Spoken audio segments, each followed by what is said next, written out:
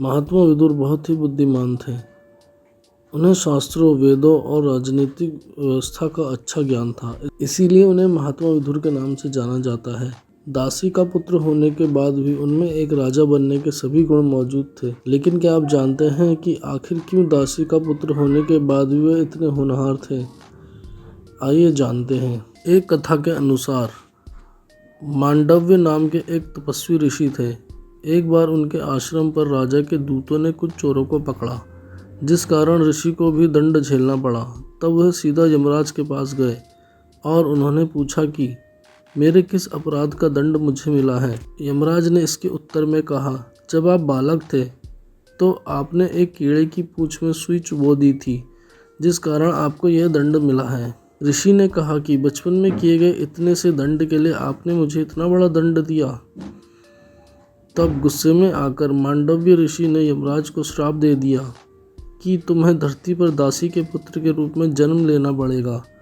आगे चलकर इसी श्राप के कारण यमराज का जन्म महात्मा विदुर के रूप में हुआ। महाभारत में वर्णित कथा के अनुसार सत्यवती और शांतनु के पुत्र विचित्रवीर्य का विवाह अंबिका और अंबालिका से हुआ था, लेकिन उनके कोई संतान नहीं थी और वह बहुत ही कम उम्र में मृत्यु को प्राप्त हो गए थे।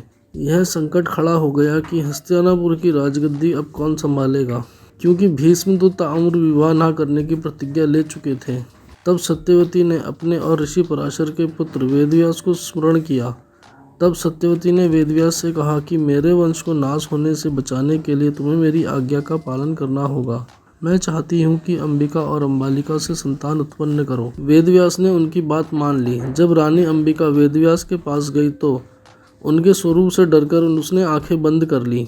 तब वेदव्यास ने सत्यवती से कहा कि पहली रानी ने मुझे देखकर आंखें बंद कर ली, जिस कारण वह नेत्रहीन पुत्र के जन्म देगी। इसके बाद अंबालिका वेदव्यास के पास गई, लेकिन डर के कारण वह भय से पीली पड़ गई।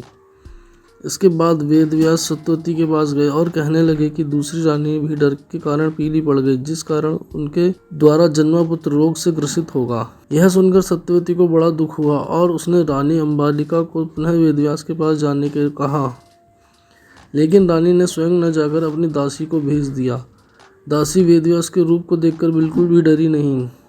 इस बार वेदव्यास ने माता सत्यवती के पास आकर कहा कि इस दासी के घर में बहुत ही बुद्धिमान पुत्र जन्म लेगा। इसी के फलस्वरूप अंबिका ने नेत्रहीन पुत्र यानी धृतराष्ट्र को जन्म दिया और अंबालिका के गर्भ से उत्पन्न हुए पांडु, जो बचपन से ही रोगों से ग्रसित, लेकिन दासी के गर्भ से जन्म लिया बुद्धिमान विदुर ने। आपको बता दें, ये जो भी जानकारी हमने आपको दी है, ये धार्मिक मान्यताएं और सोशल मीडिया के माध्यम से दी है। मोक्ष चैनल इसकी पुष्टि नहीं करता है। ऐसी तमाम जानकारियों के लिए मोक्ष चैनल को सब्सक्राइब कर दें, बेल आइकन को भी जरूर दबा दें, ताकि आपसे कोई भी महत्वपूर्ण जानकारी ना छूटे और साथ ही साथ हर एक वीडियो का नोटिफिकेशन आप तक पहुंचे। कोई शिकायत या सजेशन देना चाहते हो तो नीचे कमेंट सेक्शन के माध्यम से दें।